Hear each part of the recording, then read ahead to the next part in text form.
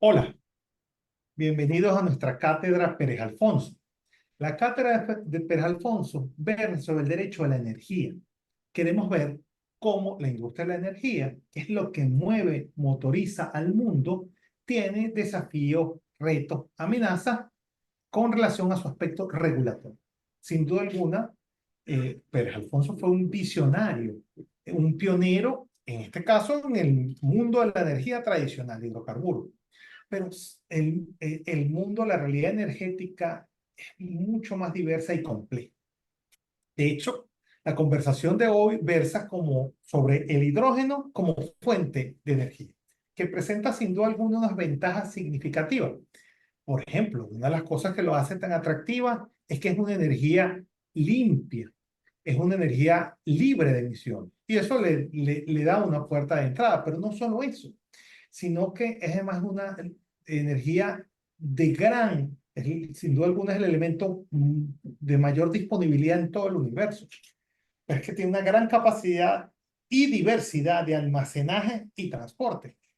Y sin contar de que tiene una alta intensidad o densidad energética. Esto nos da, sin duda alguna, muchas opciones de flexibilidad y adaptabilidad. Es muy prometedor el futuro del hidrógeno como fuente de energía, pero eso no quiere decir que no esté ajeno de desafíos, de retos y amenazas. Y esa es la conversación. Y ubicamos a un referente en este tema que es Marina Paradela, que es argentina, con posgrado, graduada en la Universidad de Buenos Aires, con posgrado en negociación en la Universidad Católica de Argentina, certificada o graduada en el programa de certificación de profesionales de riesgo energético, pero que además tiene una importante experiencia no solo en el mundo energético, para que ustedes vean lo pertinente que es la conversación que van a tener con Marina, es que ella en el año 2022 realizó un estudio con el Banco Interamericano de Desarrollo sobre las normas y regulaciones del desarrollo del hidrógeno en Argentina, especialmente un esquema de derecho comparado. Pero es que actualmente trabaja con el gobierno de Chile en la propuesta estratégica del sistema de certificación de sostenibilidad del hidrógeno. Muy pertinente, no solo por su formación académica, sino porque es alguien que está allí en el terreno de juego. Lo agradecemos a Marina Paradela, que aunque es argentina, se está conectando desde Madrid. Hace vida, es una consultora internacional en transición energética que hace vida en toda Iberoamérica con estos temas. Marina, un gusto tenerte en la cátedra Pérez Alfonso de Derecho a la Energía. El tiempo es tuyo, Marina. Gracias, Julio. Realmente el gusto es mío.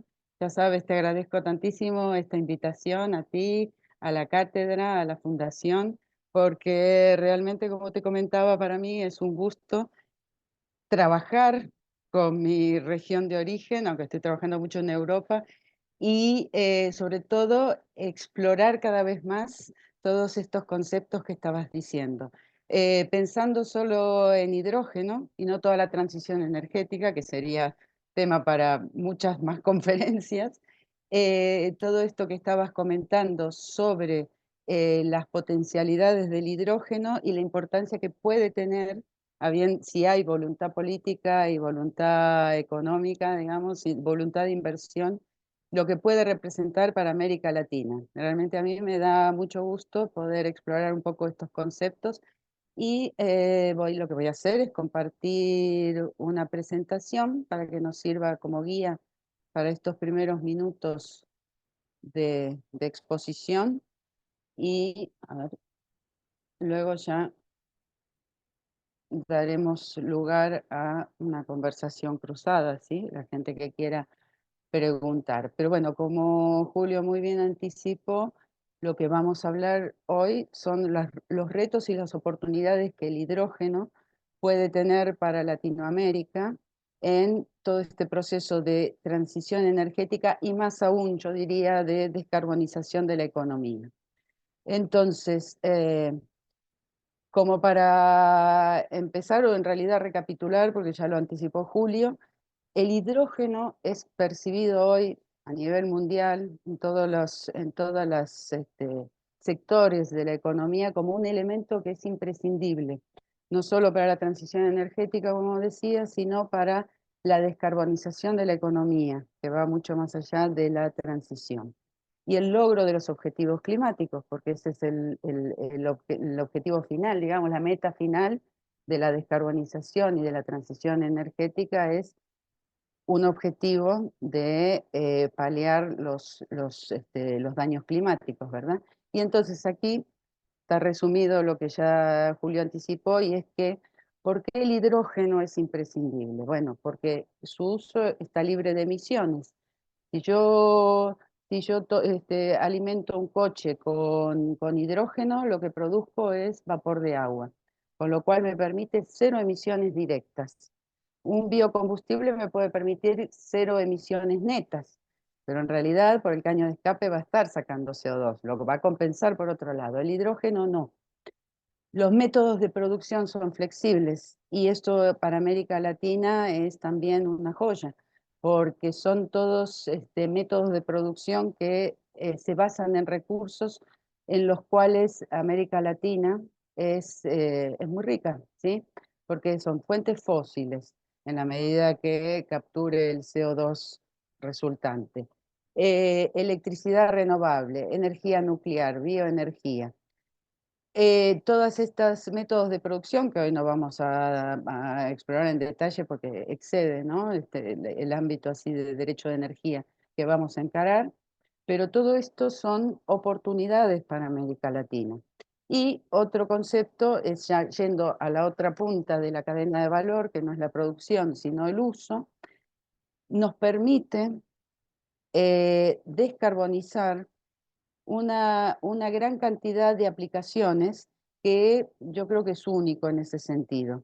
Y es que con hidrógeno o derivados del hidrógeno lo puedo usar como vector energético, pero también materia prima industrial y en muchos sectores, que aquí yo puse algunos iconos, pero por supuesto no agotan. Y aquí a mí me gustaría, sí, hablar un poco de esta versatilidad de usos, dejar, digamos, los métodos de producción, porque ya en general la gente sabe hidrógeno azul, hidrógeno verde, métodos de producción, pero un poco sí abrir, ¿no? Los sectores y subsectores que, nos, que el hidrógeno puede permitirnos descarbonizar, porque aquí es donde hay mucha oportunidad para América Latina y conviene tenerlos presentes. Hoy en día el hidrógeno ya se está usando como materia prima en el sector industrial. Ya se está usando y desde hace 100 años que se está usando en refinerías, en industria química, en siderurgia, en otras industrias, ¿no? Esa es la demanda actual. Pero ¿qué pasa? Este es un hidrógeno que no es el hidrógeno que nos va a permitir descarbonizar, porque es un hidrógeno que para su producción requiere, se producen emisiones. Durante su proceso de producción es el famoso hidrógeno gris que libera a la atmósfera gases de efecto invernadero, CO2 concretamente. Y aquí en línea punteada la nueva demanda, que yo llamaría también futura demanda, que es sector transporte, transporte terrestre, sea por combustión directa o por fuel cells, en pilas de combustible, transporte aéreo y marítimo a través de derivados de hidrógeno, consumo en reemplazo o conjuntamente con el gas natural, que nos va a permitir usar procesos que requieren alto calor, generación de electricidad, de energía eléctrica. Con esto vemos que el hidrógeno puede servirnos para alcanzar gran cantidad de sectores y en particular muchos que llevan ahí el estigma de difíciles de descarbonizar. Con lo cual el hidrógeno puede ser un mercado, digamos, amplio, puede alcanzar una demanda que tiene una base amplia, pero también ciertos mercados que pueden llamarse de nicho, si se quiere, ¿no? Entonces, como decíamos, el hidrógeno se considera un elemento imprescindible para la descarbonización y, por tomar un escenario, el de la Agencia Internacional de la Energía, podemos ver qué valor relativo se le da frente a, o entre otras posibles herramientas de descarbonización. Y vemos que el hidrógeno no va a ser la panacea. Por lo menos para la Agencia Internacional de Energía y en general todos los escenarios que se corren están en esta línea, bueno, renovables en general, de un modo más amplio, la electrificación son los pilares, digamos, de base más amplia para lograr la descarbonización. Pero el hidrógeno y sus derivados, la agencia les da un rol que representaría un 6% de reducción de emisiones, que es muchísimo para los objetivos climáticos globales. Esto estamos en un escenario global. Y si fuéramos a otros, como el Hydrogen Council o así, le llega a dar hasta un 12%. ¿Qué significa esto? Que el hidrógeno tiene muchísimo campo para expandirse, para alcanzar esa demanda que identificábamos recién en gran cantidad de sectores. Y sobre todo tener en cuenta que estamos hablando del hidrógeno y derivados de hidrógeno, con lo cual es una cadena de valor aún más amplia, más larga, más ancha que si habláramos solo de la molécula de hidrógeno. Y en derivados, hoy en día, ya se habla en términos comerciales sobre todo de amoníaco y metanol para alcanzar estos mercados, sobre todo de transporte marítimo y aeronáutico y aviación. Entonces, teniendo en cuenta estos conceptos que yo contaba recién, oportunidades para Latinoamérica. Bueno, estamos hablando de descarbonizar gran cantidad de sectores. Y América Latina, los países de América Latina, tienen que descarbonizar. No perdamos de vista que si bien en general no es la región que tiene el problema más profundo, el mayor problema de emisiones, sabemos que puede ser China, Estados Unidos, India, pero de todos modos, los países de América Latina van a descarbonizar, tienen que descarbonizar sus economías y tienen asumidos, ¿sí? Determinados compromisos, las contribuciones determinadas a nivel nacional frente al concierto de las otras naciones por los tratados internacionales, básicamente el Acuerdo de París. Entonces, el hidrógeno ya, digamos, como primera oportunidad para los países de América Latina es descarbonizar su propia demanda interna. Su propia demanda interna de hidrógeno y de otros sectores, ¿sí? Entonces, puede haber un reemplazo progresivo de los combustibles, del hidrógeno que los países de América Latina ya están usando y que es emisor, pero también de expansión a otros sectores, esos que vimos recién, reemplazando los combustibles, básicamente las naftas, los combustibles de origen fósil, el gas natural, todo lo que se está usando en todos estos sectores de la economía. Entonces, eso ya es una oportunidad para América Latina, alcanzar sus objetivos de descarbonización en la demanda interna. Pero está la otra gran oportunidad, ¿sí? Que es abastecer los mercados que en el mundo se están perfilando como mercados de importación, que son los grandes centros de demanda. Por ejemplo, yo estoy en la Unión Europea, estoy viviendo en España, y la visión permanente aquí es fantástico. Europa va a producir hidrógeno en su mercado interno, pero es plenamente consciente de que con eso va a abastecer la mitad de sus necesidades de hidrógeno. Entonces está generando toda una diplomacia del hidrógeno para mercados de producción fuera de la Unión Europea. Primero los más cerca, aquí enfrente, Marruecos, Argelia, en fin, los mercados que están, lugares de producción, regiones de producción que están más cerca, pero se está mirando con grandísimo interés América Latina. Y entonces, esta otra gran oportunidad son los dos pilares para expandir la producción y expandir los mercados de hidrógeno para América Latina. el pilar de la producción interna para abastecer, de la demanda interna para abastecer esas necesidades de descarbonización, y el otro pilar de exportarlo, salir a abastecer los grandes centros de demanda, que además de la Unión Europea es Asia, Japón, Corea básicamente, y centros de demanda en Estados Unidos, que tienen una situación, podría tener una situación similar a la Unión Europea. Entonces, todo esto genera las oportunidades de desarrollo económico y de desarrollo social, ¿no? Crear toda una nueva cadena de valor a partir de nuevas industrias con nuevos bienes y servicios. Cada país de América Latina, lo sabemos, tiene una realidad socioeconómica diferente. Somos todo un mosaico, somos una región con elementos comunes, integradores, si se quiere, y en competencia y todo, y cada país tiene su propia realidad. Pero existe una gran oportunidad de desarrollo económico y con eso desarrollo social, en la medida en que se apueste por el capital humano, por una transición justa y un desarrollo, sobre todo, como lo veo yo, del I+D, de la apuesta al conocimiento científico y tecnológico, porque eso es lo que da un valor añadido, ¿sí? A las posibilidades de nuevos bienes, nuevos servicios, nuevas industrias.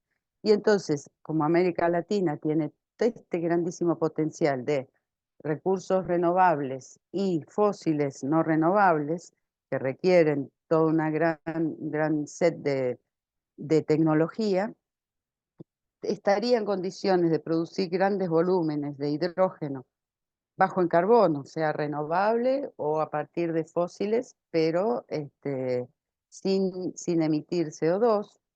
Entonces, estas posibilidades que serían alcanzar, satisfacer su demanda interna y exportarlo a otros mercados, requieren ciertos esfuerzos, que eso es lo que veríamos hoy. Esta es, lo dejo como referencia, ¿no? ¿Qué es lo que está produciendo? ¿Cuál es la demanda de producción actual de hidrógeno en América Latina? Y vemos que, bueno, con el caso particular de Trinidad y Tobago, que tiene una fuerte industria de producción de hidrógeno porque produce amoníaco, porque produce fertilizantes para exportación, hay una desproporción, ¿verdad?, en el tamaño de la economía de Trinidad y Tobago y el tamaño de su territorio frente a un Brasil o Colombia, Argentina.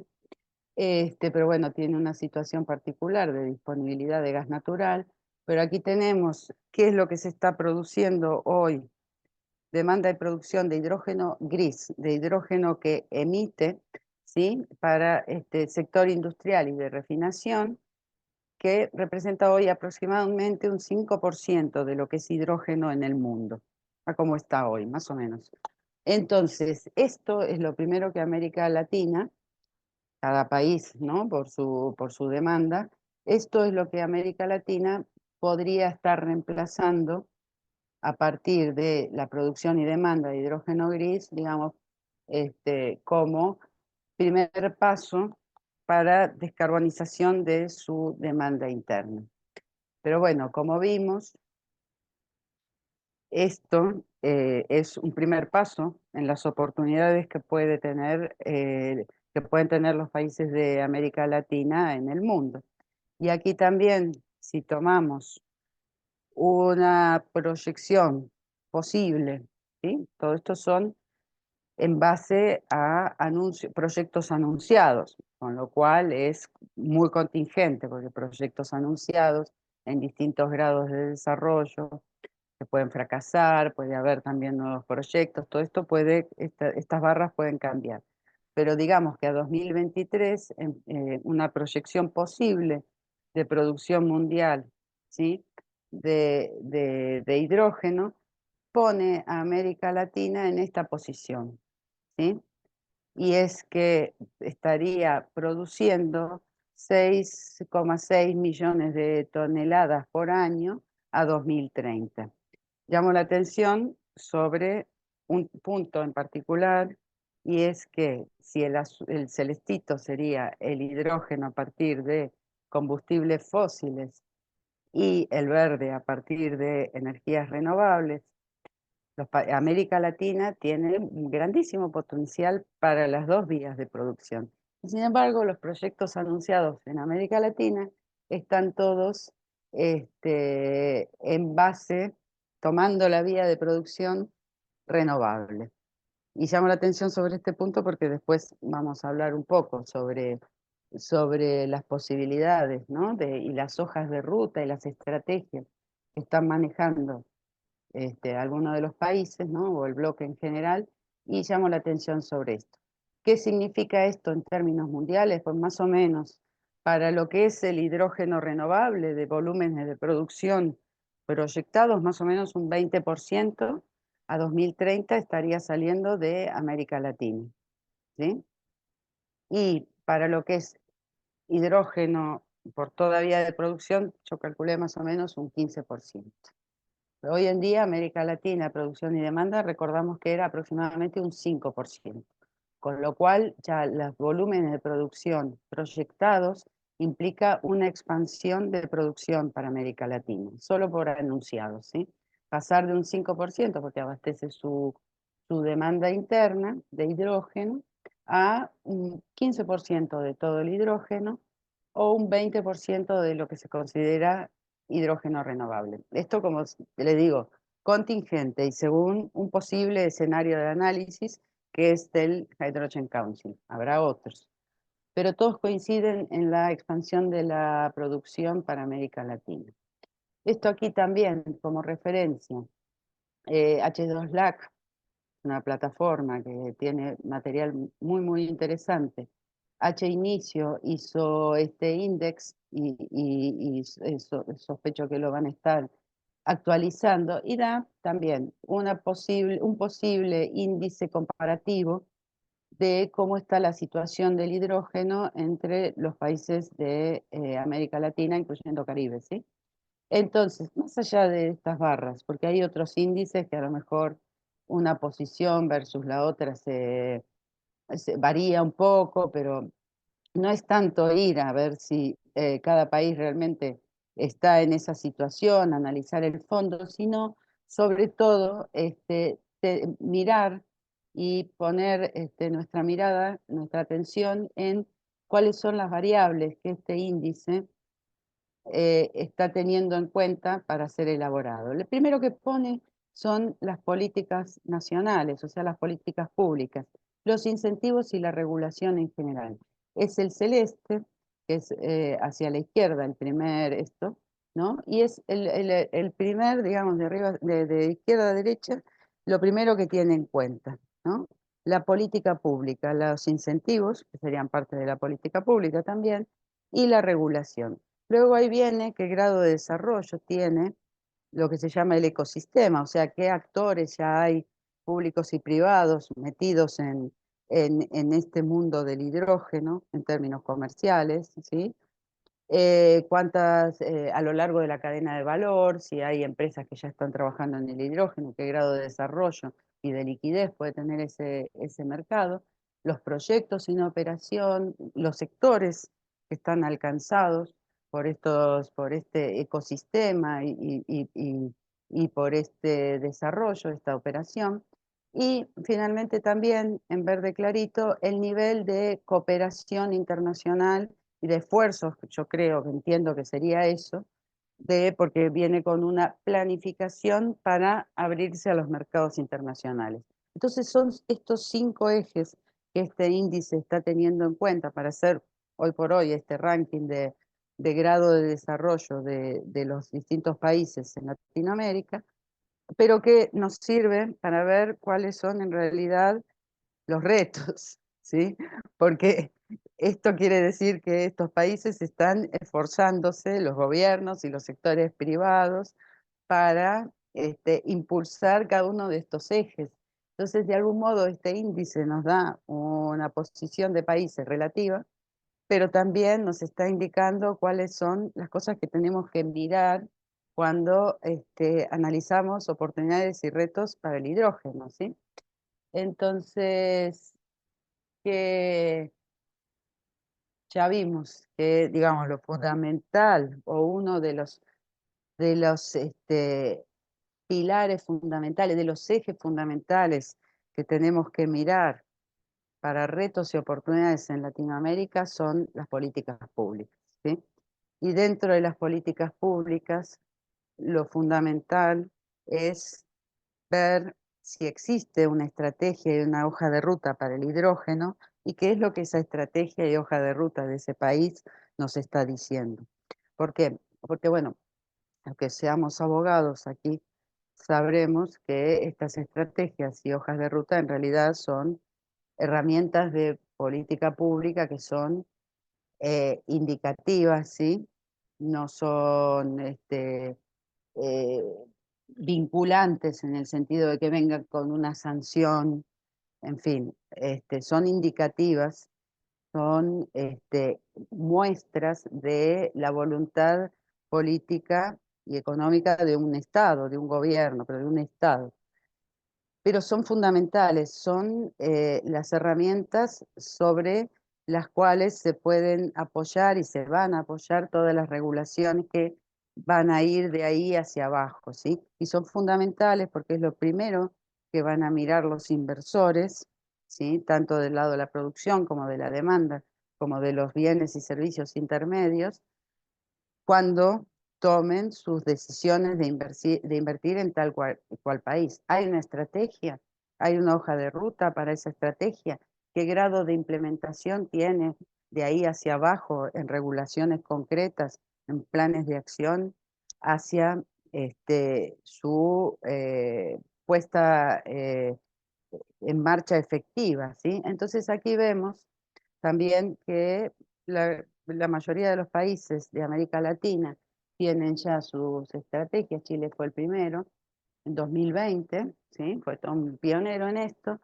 Ya tiene también un plan de acción, de ahí, como digamos, más aterrizadas las estrategias, y de ahí también vemos que Colombia, Paraguay, todos estos países ya tienen su, bajo distintos nombres, programa nacional, estrategia, hoja de ruta, pero la tienen. Y aquí vuelvo a lo que había dicho antes, que les decía, todos los proyectos anunciados en América Latina, salvo alguno muy piloto, como puede ser Ecopetrol y eso, pero los proyectos de producción comercial de hidrógeno para América Latina están basados en una vía de producción renovable. Y si miramos las estrategias nacionales, vemos que están basados en hidrógeno verde, salvo Colombia, salvo Brasil y salvo Argentina, que los tenemos aquí también y se los dejo también como referencia, salvo estos tres países que yo sepa, los demás están pensando en hidrógeno verde como estrategia. Y tanto Colombia como Argentina como Brasil en realidad están eh, proponiendo sus estrategias con cierta neutralidad tecnológica, no total.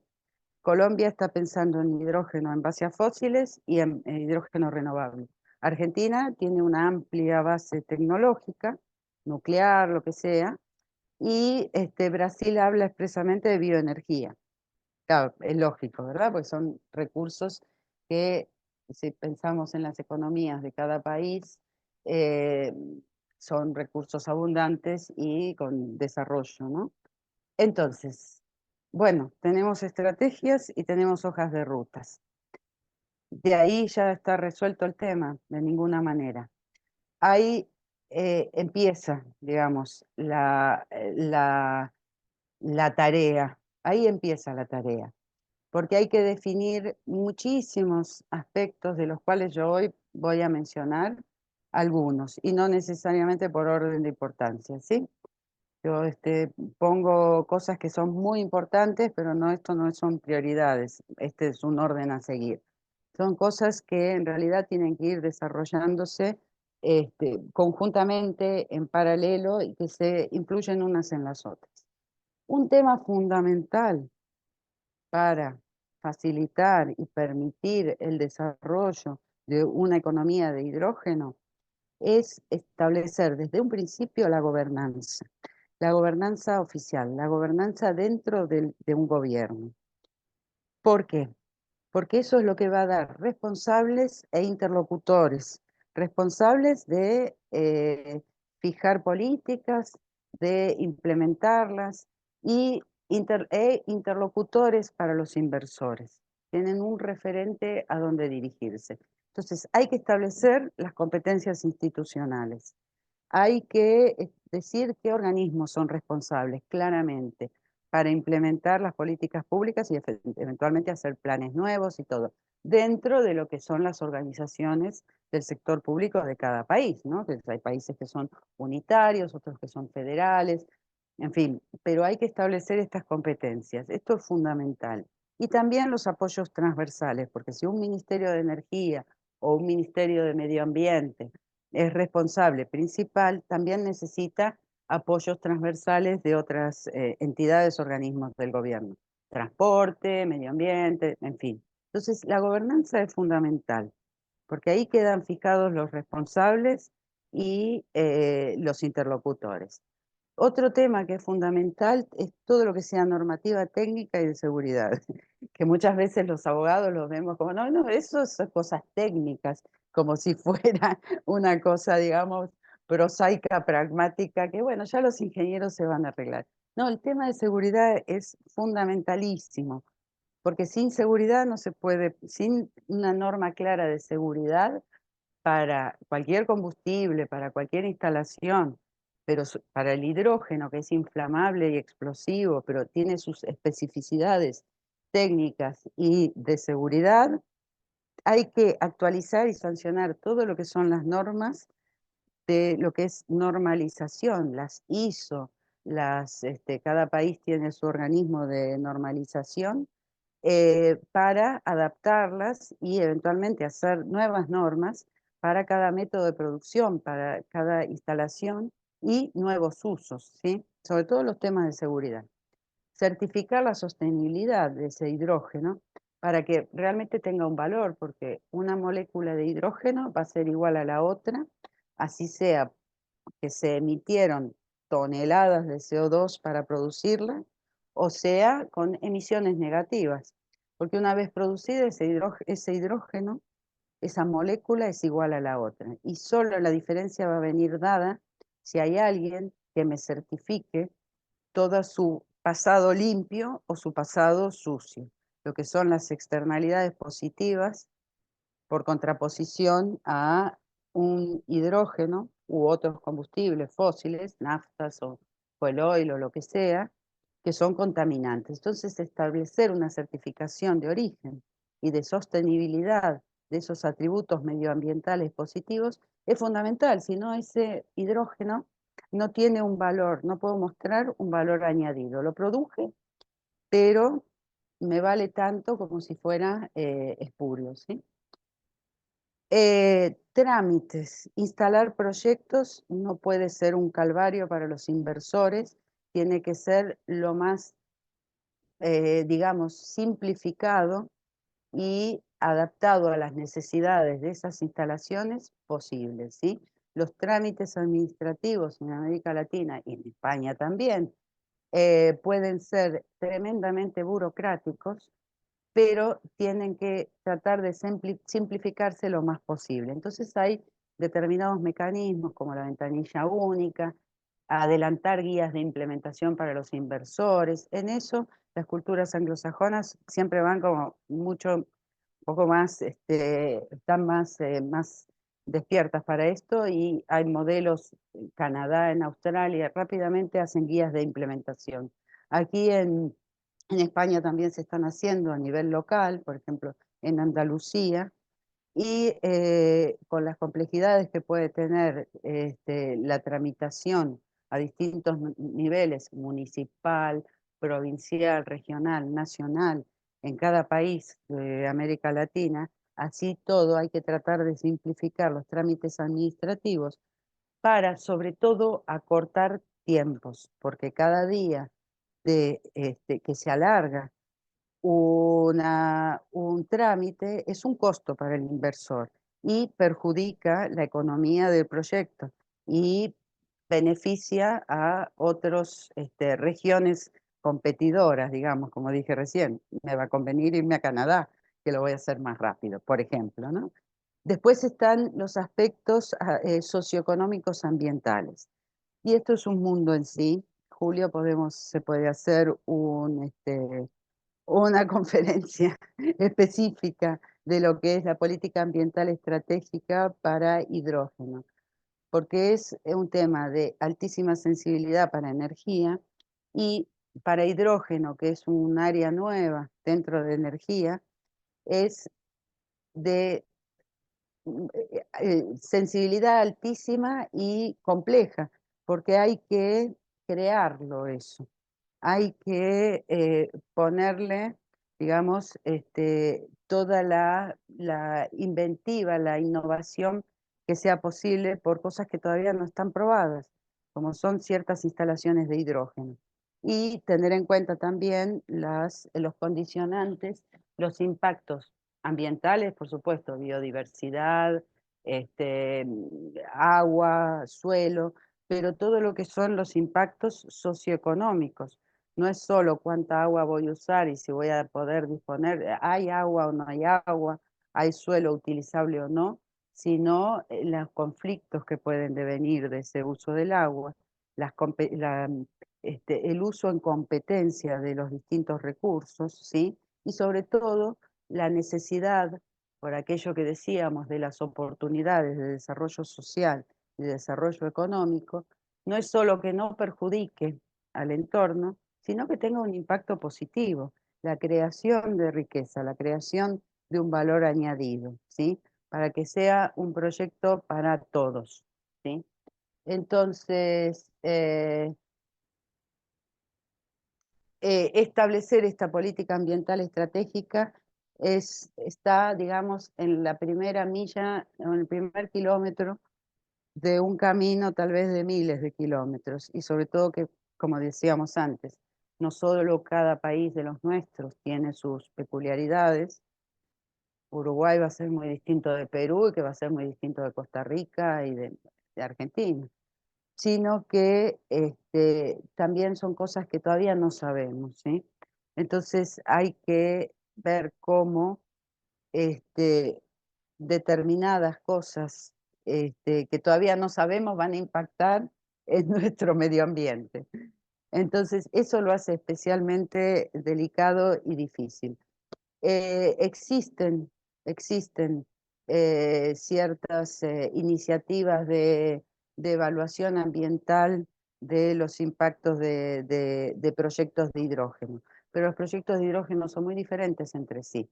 Hay proyectos a grandísima escala y proyectos muy pequeños, proyectos que están previendo alcanzar mercados lejanos o proyectos que son puramente para su entorno, ¿sí? Que no van a ir más allá del entorno. Entonces todo esto requiere realmente mucho trabajo. Yo simplemente lo planteo como aspecto socioeconómico ambiental, ¿sí? Que no es solo medioambiental, y como una necesidad normativa que es todo un ámbito en sí.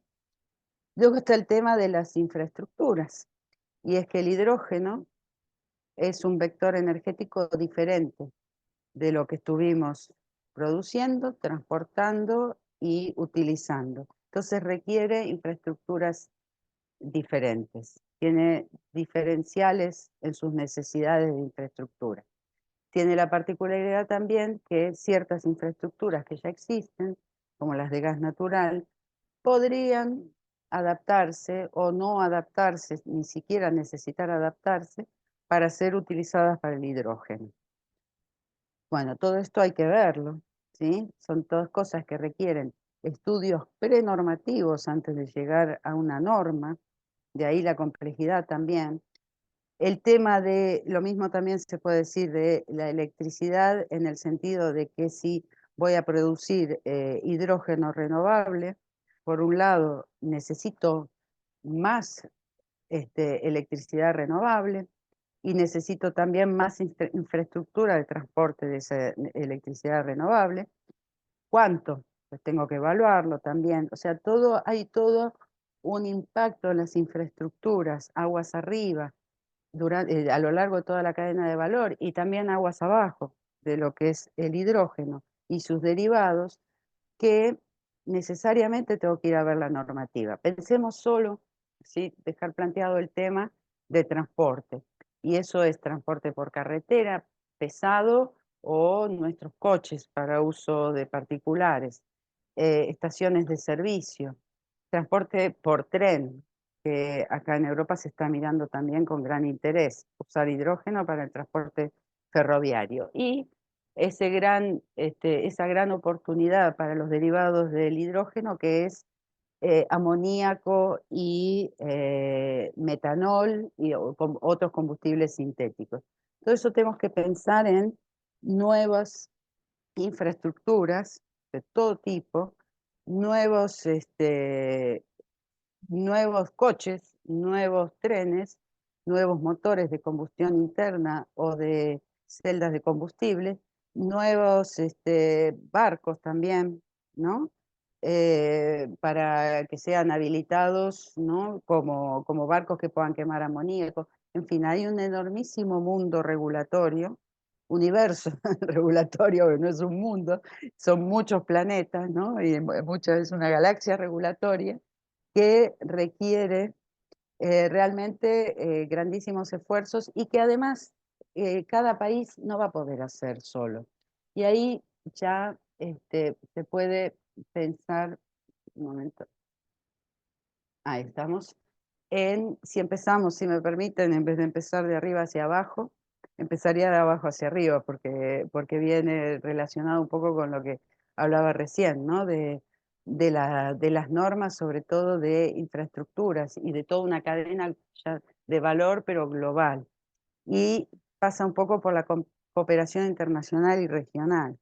Y esa cooperación internacional y regional pasa también por lo normativo, ¿sí? Pasa por intercambio de experiencias, por desarrollo conjunto de iniciativas, ¿sí? Iniciativas comerciales o proyectos pilotos, ¿sí? Pero entre países, ¿sí?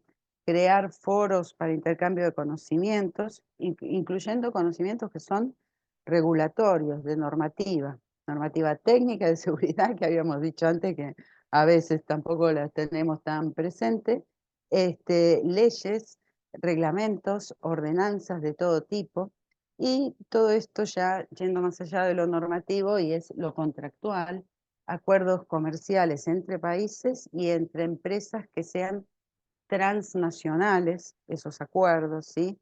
Bilaterales, y en todo esto que se viene llamando la diplomacia del hidrógeno, que que digamos, es un concepto que hace corredores, si se quiere, de países que tienen potencial exportador con corredores de transporte hasta mercados de destino.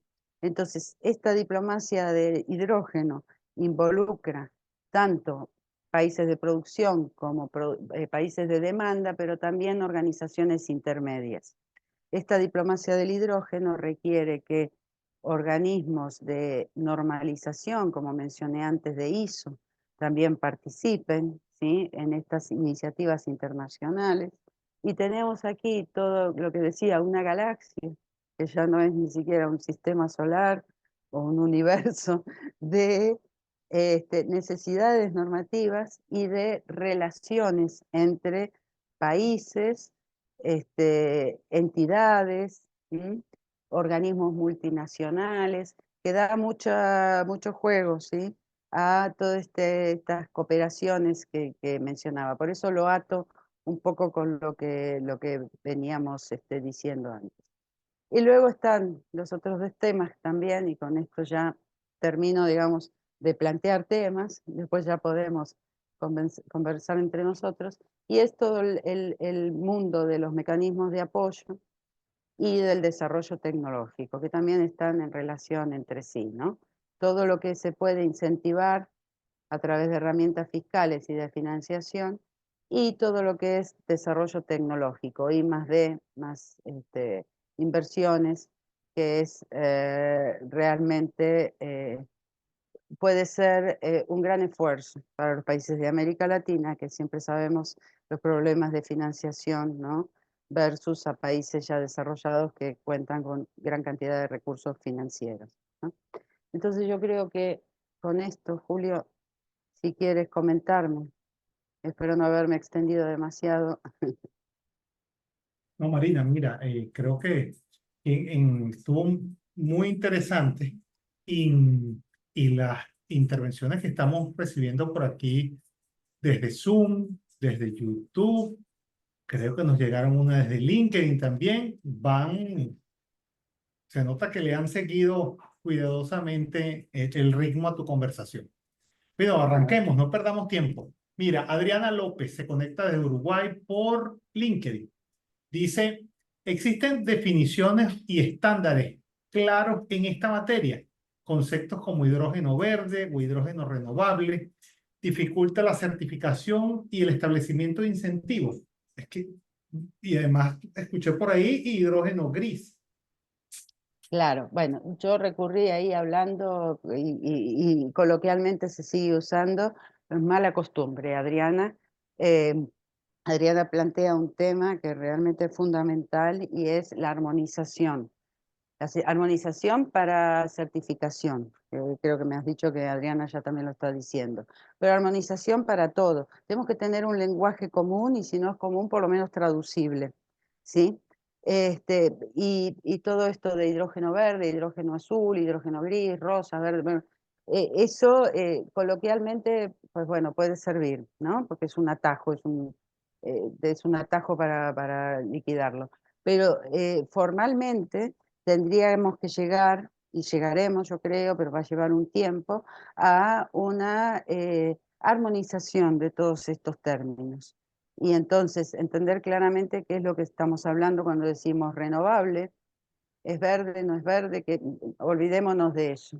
Y hay esfuerzos que se están haciendo de armonización de esto, a nivel de iniciativas internacionales, como la International Fuel Cell, International Party, el IPE, International Partnership para Hydrogen in the Economy, creo que lo he dicho bien, pero IPHE, eso seguro.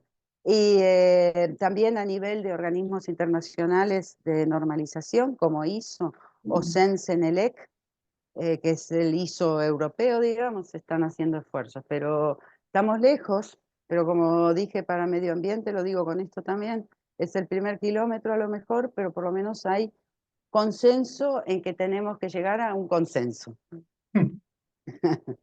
Perfecto. Mira, aquí tenemos, después tenemos Dayana Cepeda, es de Ecuador.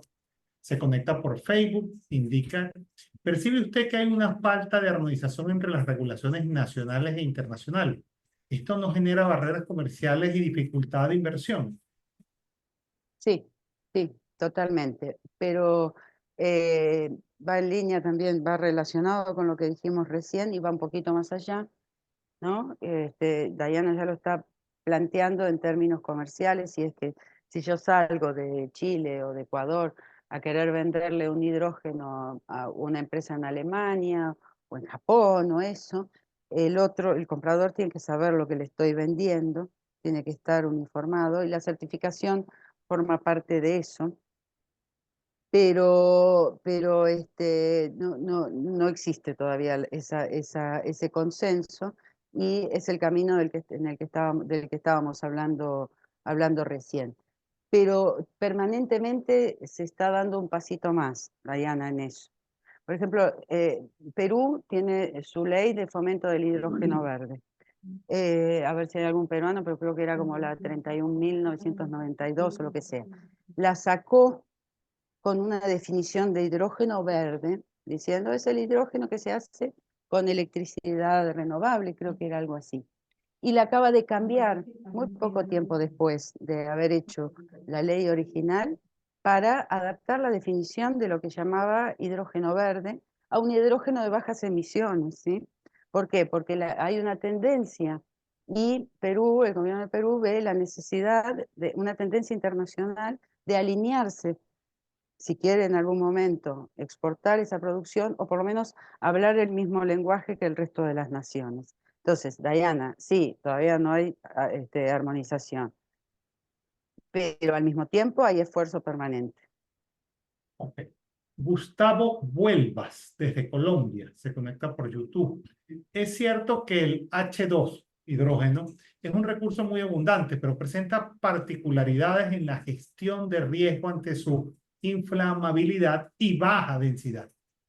¿Cómo garantizar la seguridad en toda la cadena de valor?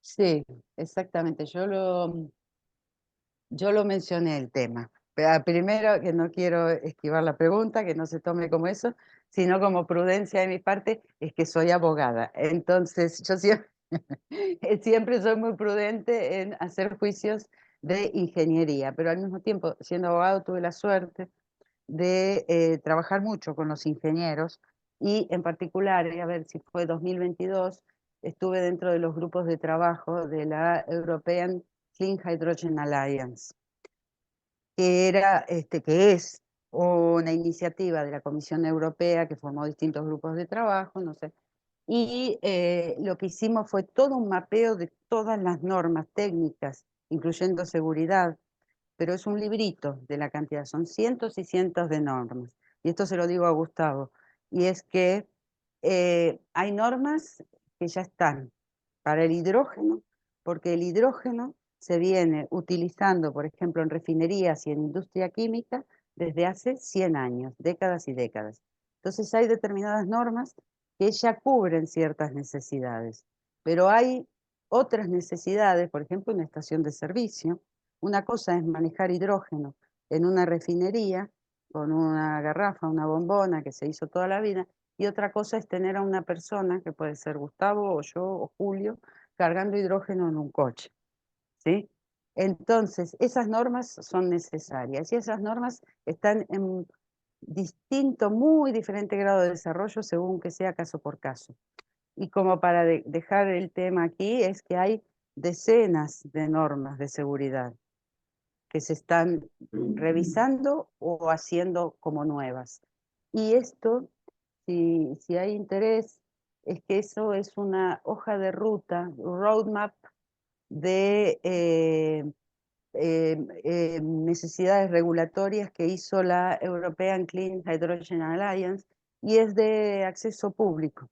Se puede acceder, no sé, Julio, si luego te dejo el link, si se Por puede favor, poner a disposición.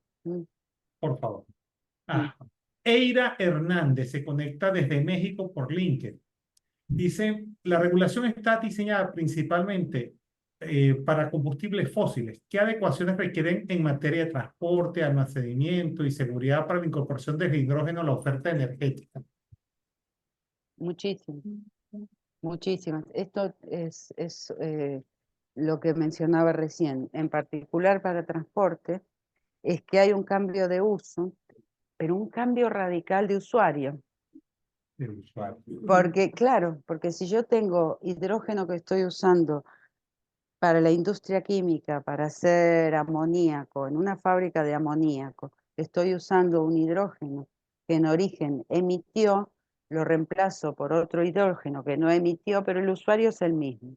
Es el ingeniero que antes usaba hidrógeno gris y ahora recibe un hidrógeno de bajas emisiones, pero una molécula es igual a otra. Entonces ese usuario no tiene un desafío, sigue usando las mismas reglas las mismas normas de seguridad de la industria. Y va a ser un ingeniero con capacitación para manipular hidrógeno. Cuando entra en transporte, ¿sí? Como bien lo indica este comentario, cambia el uso y cambia el usuario. Soy yo con mi torpeza, que no sé, no tengo idea de la química ni de nada, porque me dedico a otras cosas, que voy a ir a cargar hidrógeno.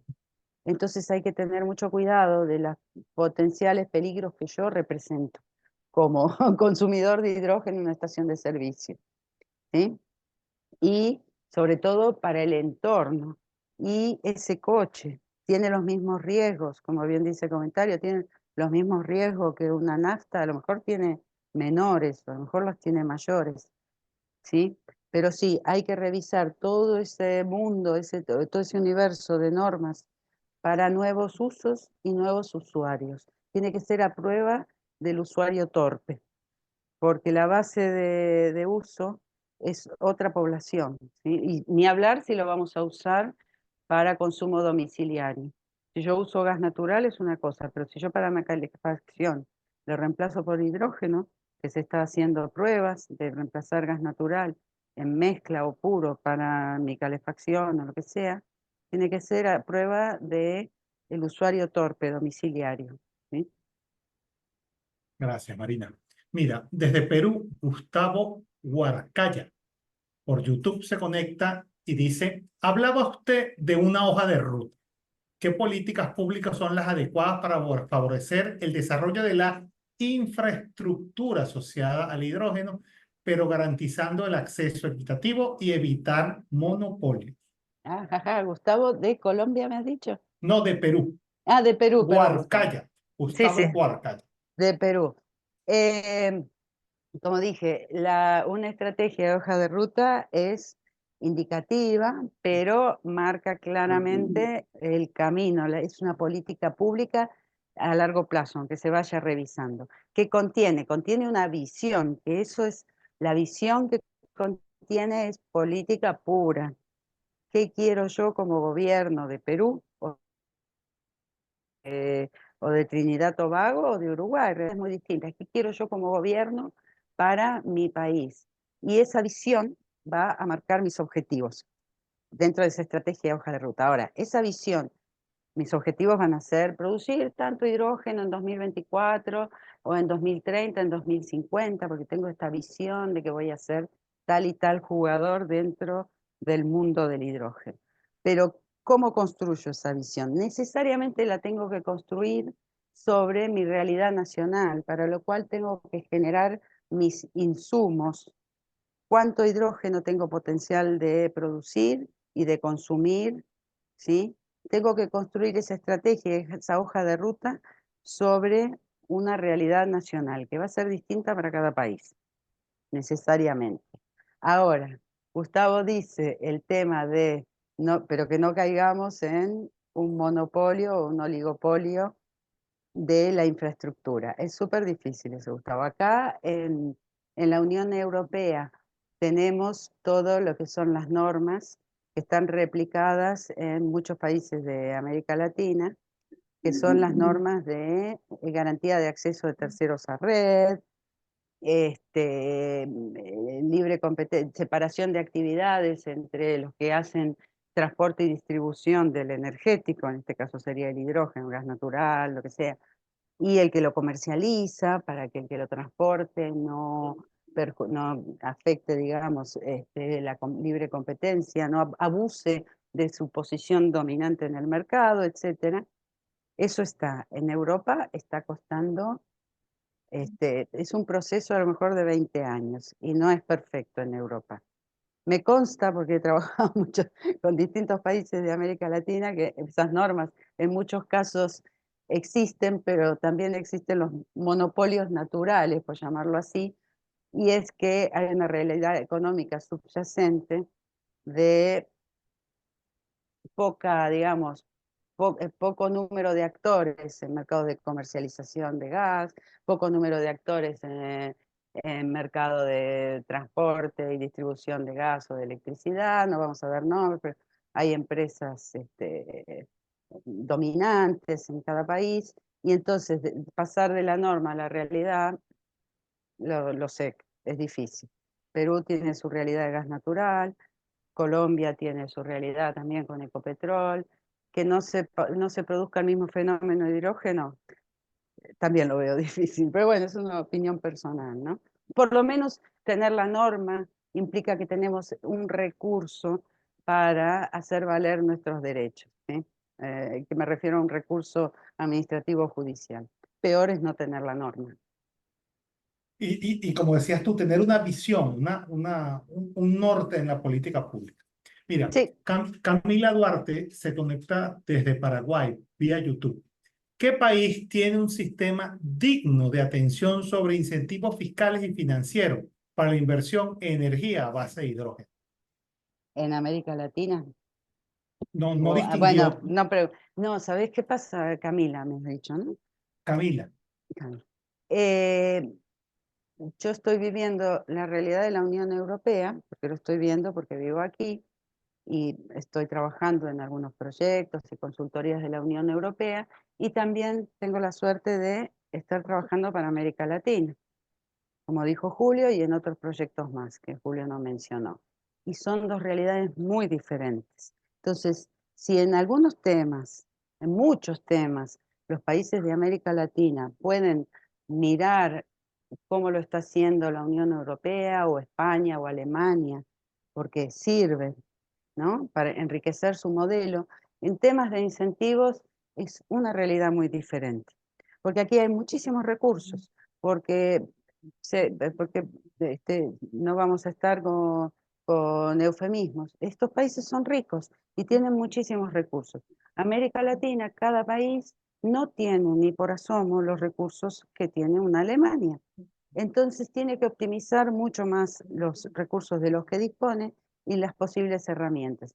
Aquí en Europa se usa mucho el dar dinero, dar créditos blandos o incluso a fondo perdido, o sea, no se devuelven esos créditos. Es dinero que te lo doy para que hagas tu proyecto y no me lo vas a devolver nunca. Países de América Latina que puedan hacer eso, y que puedan dar créditos blandos, bueno, si hay garantías multinacionales, tal, tal, tal. América Latina, en mi opinión, lo que tiene que apostar más es a créditos fiscales, tipo Estados Unidos, porque no es dinero que el Estado tiene que adelantar y eventualmente perder si hay una falencia del que está desarrollando el proyecto, está asumiendo un riesgo si pone dinero el Estado. Pero un crédito fiscal, tipo los de IRA que está poniendo Estados Unidos, y no solo para hidrógeno, es dinero que el Estado deja de percibir, pero que nunca iba a percibir tampoco. Quiero decir, es un proyecto que le da 100 metros de ventaja. Bueno, tú ve corriendo antes y yo no te corro, no te cobro este kilómetro inicial. Tú ve corriendo. Pero no es dinero que el Estado pierda, sino que deja de percibir y capaz que después ya lo percibe. Porque son créditos fiscales que tienen que tener, eso sí, un periodo, no crédito fiscal de por vida, porque si no, genera parasitismo, ¿sí? Y Y estos son proyectos de largo aliento. claro, claro, pero para una etapa inicial, una primera fase, que se asiente el proyecto, para países que no tienen los recursos del primer mundo, digamos, créditos fiscales sería lo más utilizable. Y ventajas aduaneras, libre importación, ese tipo de cosas. Mm. Marina, nos excedimos por unos minutos del tiempo previsto, pero fue de verdad muy, muy gratificante y energizante esta conversación. Entonces, bueno, para cerrar, ¿qué reflexión final nos regalas? ¿Qué sabor de boca, con qué sabor de boca quieres terminar esta conversación? Como dije, estoy trabajando para América Latina, con una realidad que a veces puede ser ardua, difícil, por problemas políticos, económicos, sociales. Bueno, ¿qué les voy a contar a mis compatriotas regionales? Pero al mismo tiempo veo muchísima gana, muchísima voluntad, muchísima intención de energía en general, de renovables. Yo lo ampliaría un poco más.